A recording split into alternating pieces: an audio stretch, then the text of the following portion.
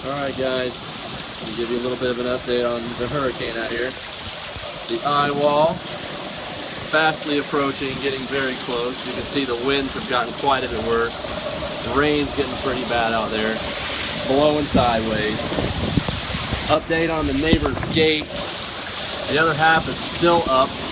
Don't know how. It's coming apart though. You can see pieces are falling on the ground.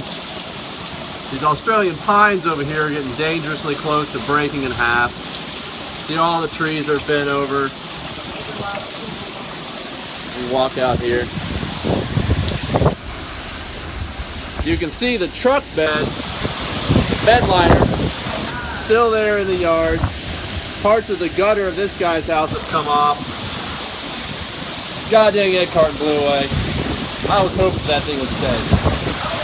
It's getting pretty bad. That's pretty strong gusts out there. I'm going to try to give another update when the eye gets over top of us. So it'll be a little more calm. Kind of see what kind of devastation the eye wall brings.